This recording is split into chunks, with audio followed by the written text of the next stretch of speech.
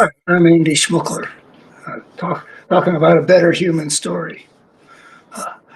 I'm betting that most people in liberal America, when they look at this catastrophe we've just gone through, where somebody like Donald Trump, after all he's shown us, gets elected, uh, if the problem they will say is that this thing over there on the right is just so ugly that uh, you know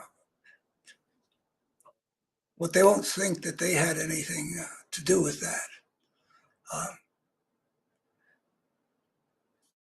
as a way, people who are participating in something don't necessarily see um, how their actions, how inactions or words uh, affect uh, what's going on among other actors in the system. And we all respond to things depending on what's going on around us.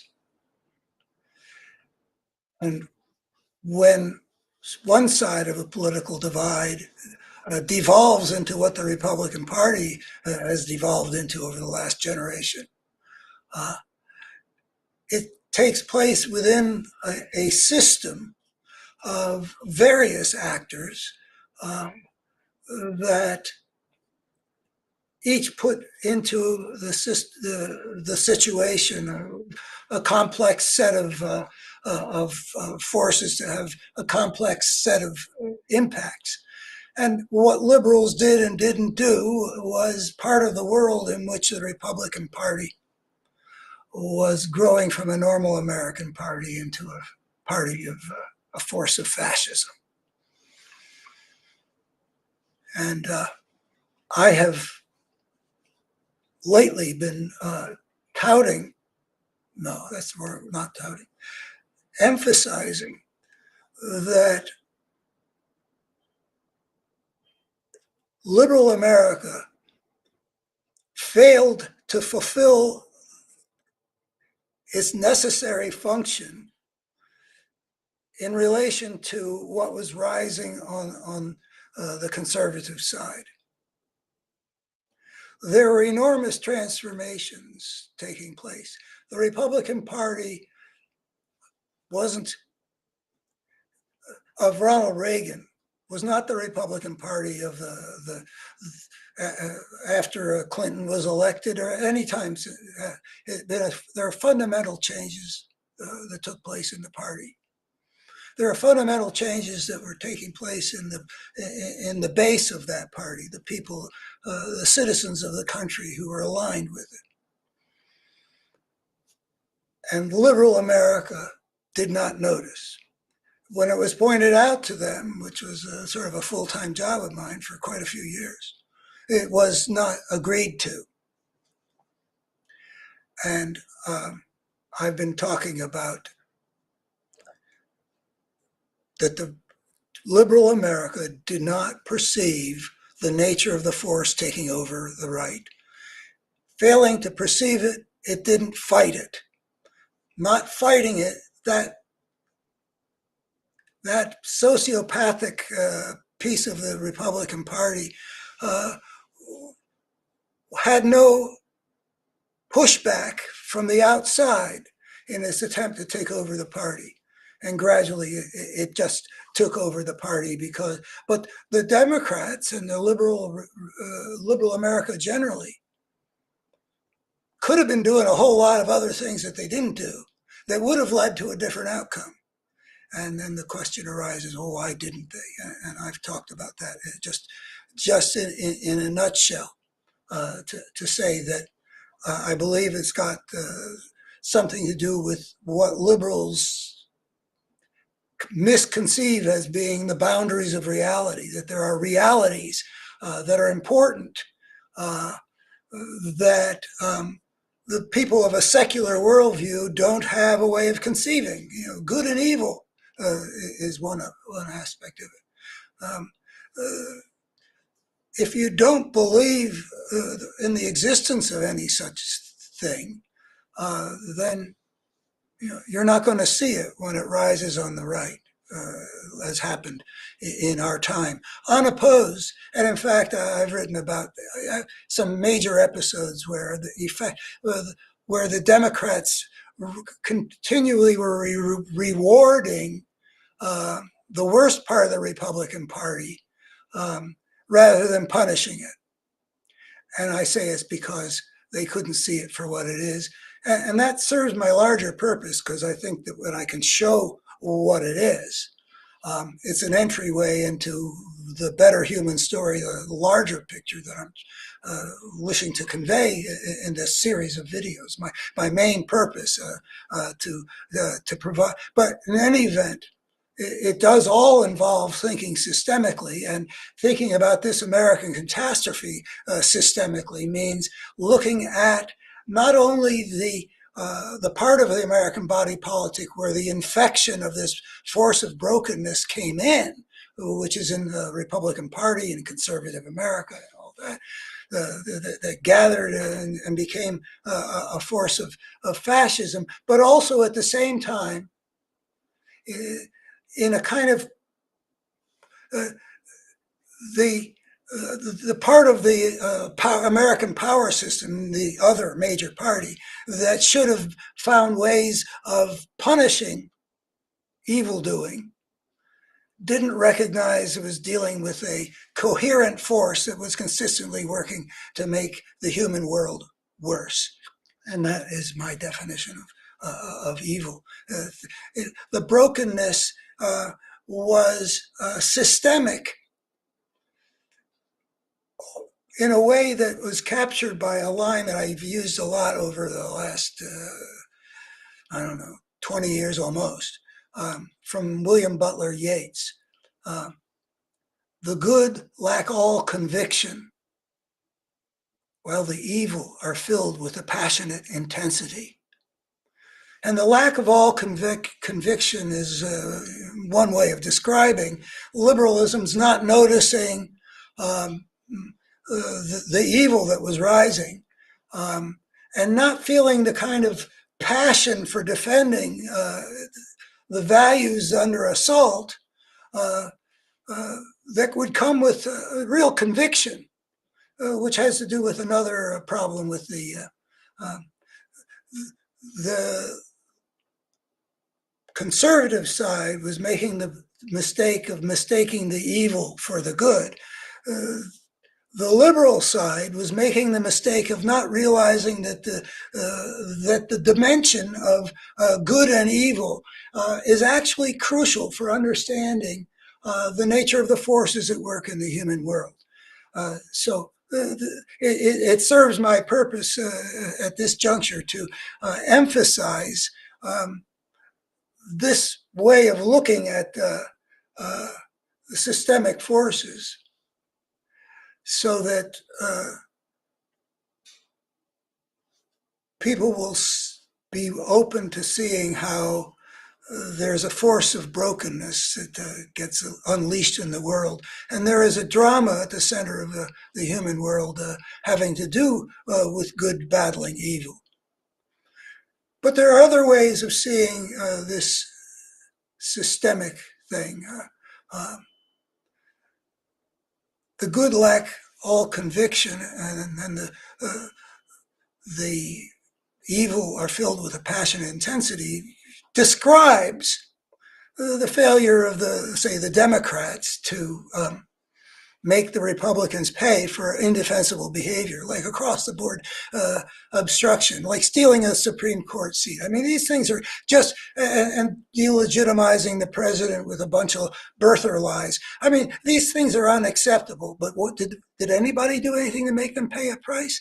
Was there a failure also then of a willingness to fight? There's another way in which there's a systemic aspect of a kind of a polarization, where the Republicans made a fight over everything, even when the good of the nation required them to cooperate. Whereas on the polarized other side, there's an unwillingness to fight over anything.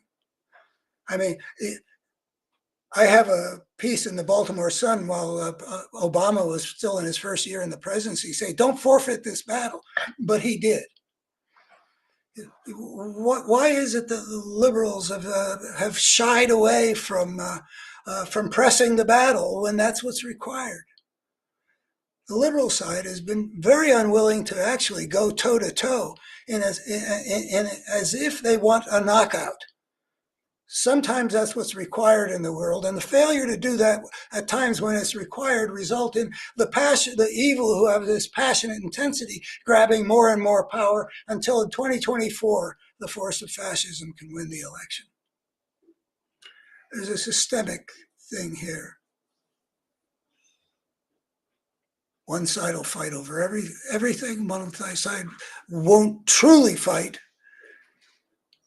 as if it was determined to prevail over anything. And that actually connects with the worldview in part. If you don't believe that one thing is all that much better than another, I mean, if you think that that's a matter of opinion or subjective or something like that, you're not going to get all worked up when somebody who, let's say, disagrees with you about whether there should be extermination camps is to be treated as something that must be defeated, rejected, outraged.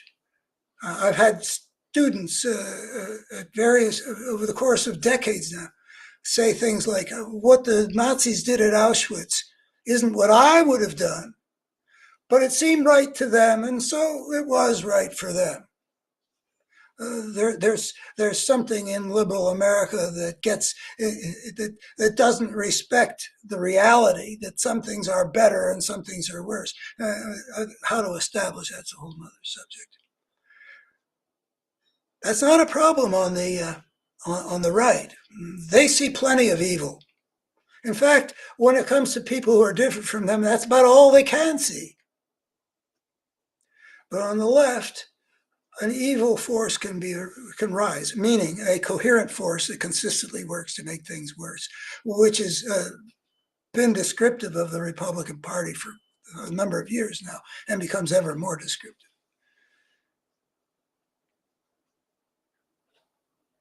But so there are these different ways in which you can see that there's a systemic aspect to what's happened. The conservative side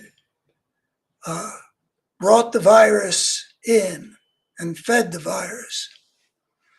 The liberal side was supposed to be the immune system, that when something like this, a sociopath like Gingrich and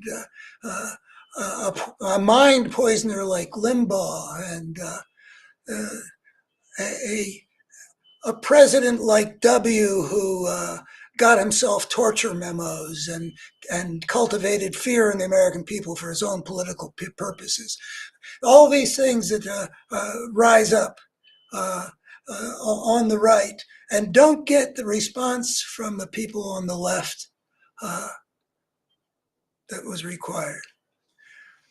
But in 2015, I self-published that book. I self-published because I was so eager to get it out there. I wanted this, I swing for the fences. I don't know how much of that means I'm a fool, but I really wanted to have an impact on the 2016 presidential election. This is before Trump arose, but I had this sense that that election could be catastrophic. And I wanted to show what we're up against and to inspire people to do something that would be,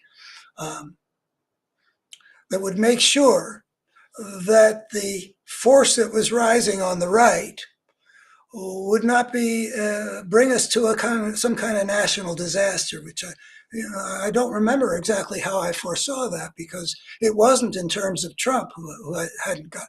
But anyway, I published that to get it out quicker. My experience in getting my books published by a good publisher is it takes a long time, and I didn't have that much time before the election. Unfortunately, I was a bit of a fool. I didn't realize how many doors were 100% closed to you if you self-published.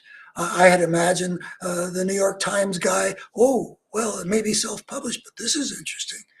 The book is, a real swinging for the fences kind of a book, but it really didn't go anywhere.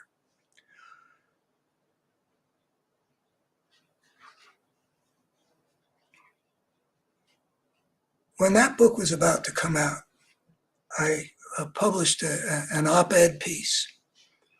I mean, I do every week, but this is another one of those, like when evil rises among a people. I called this one "Cry the Benighted Country," and I don't know that I wrote it for the purpose of having it be sort of a way of announcing the arrival of that book, which I was hoping would take off, and it didn't. Um, I don't know if how that worked, but I chose this piece, and this piece also serves to show that what's happened in America in our time here, this victory of fascism, should call our attention to the systemic aspect of it.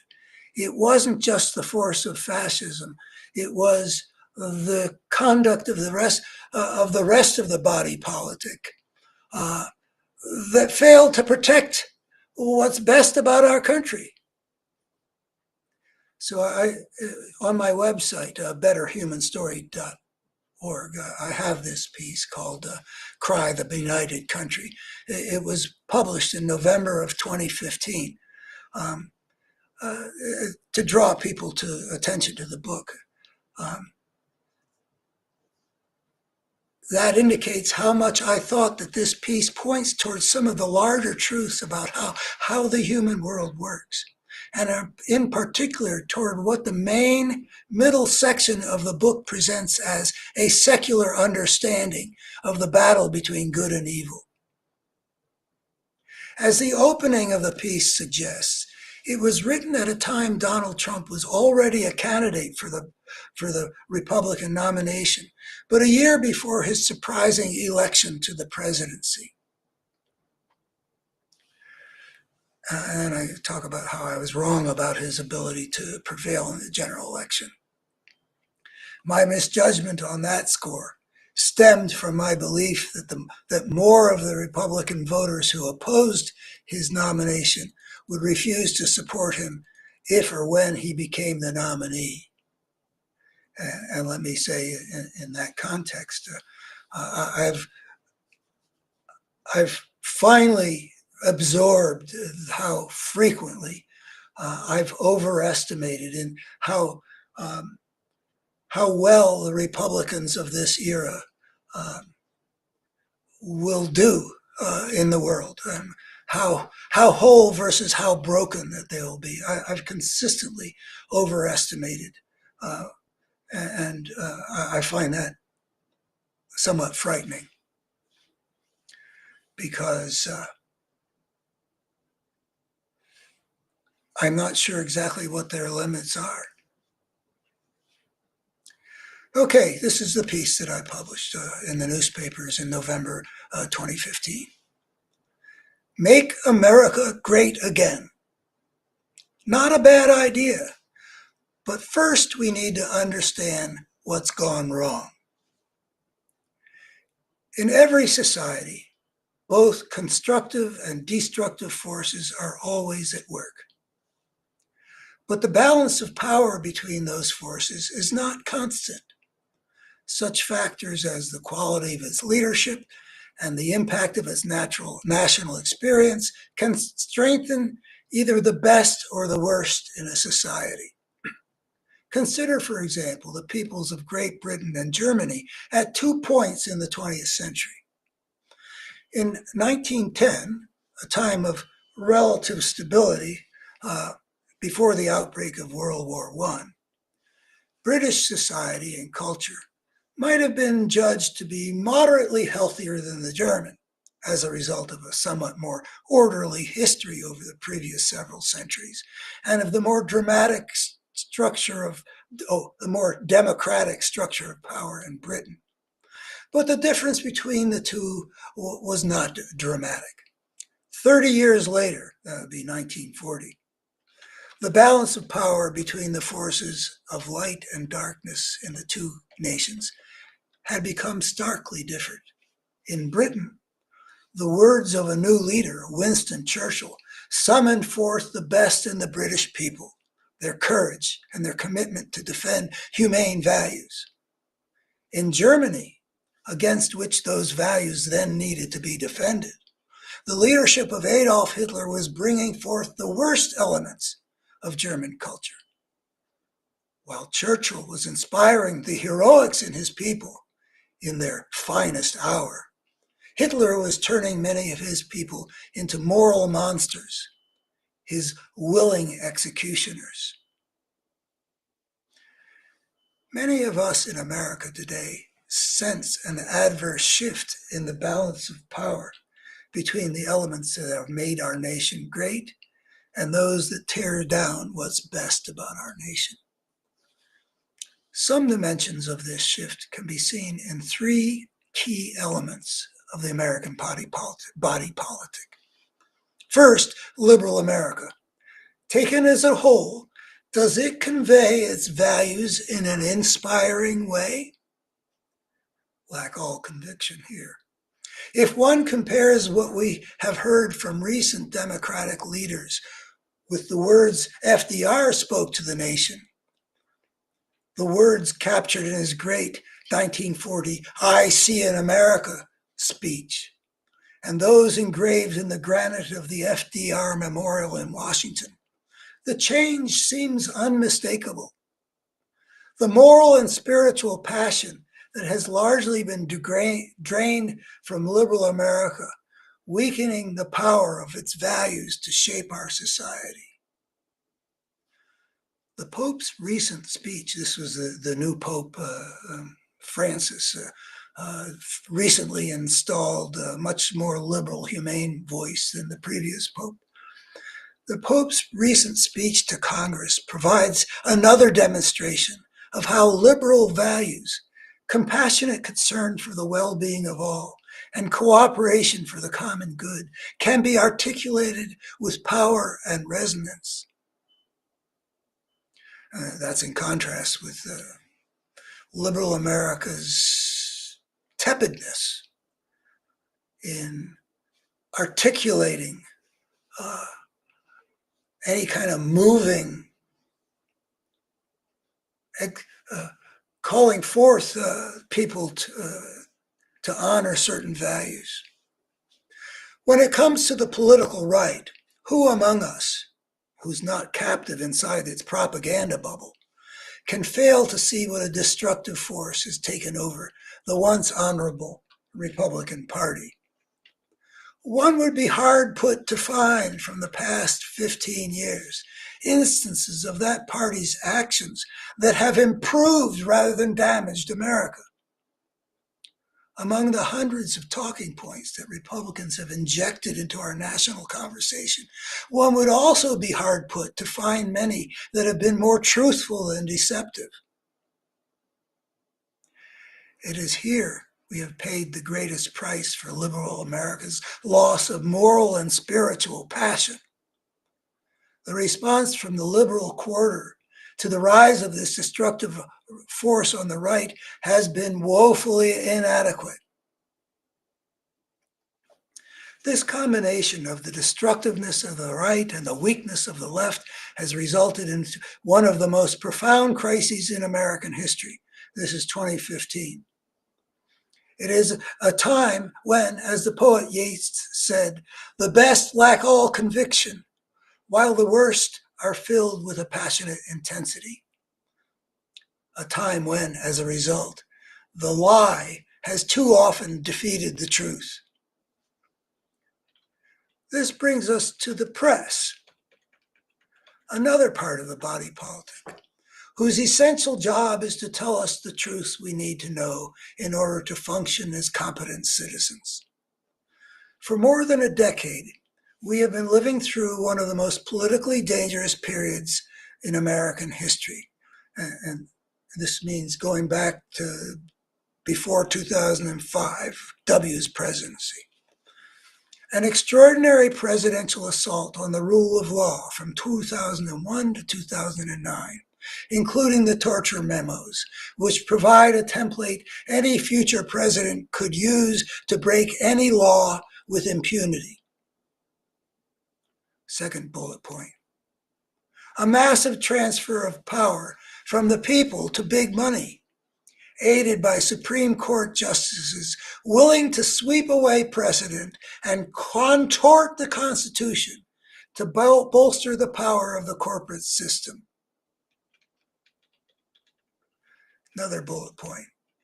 The deliberate sabotage of the government for political advantage by the opposition party, which refuses to do the people's business in a determined campaign to obstruct the president, resulting in the least productive Congresses of modern times.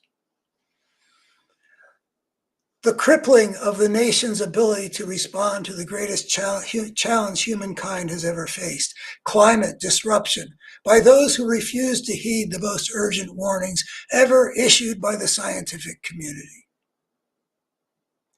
All these unprecedented and degraded political developments are manifestations of the same coherent destructive force damaging the nation. Yet, much of the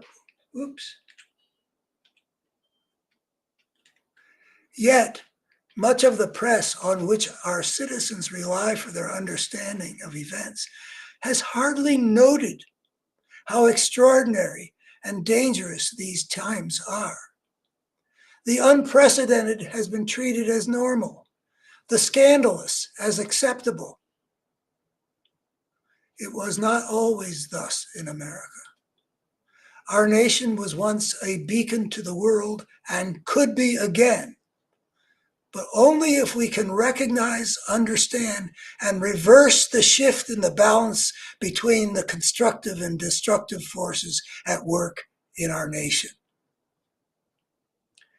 And then this was the, what's it called, the byline or it's the tagline. I usually have something that just says, my work can be found on a betterhumanstory.org.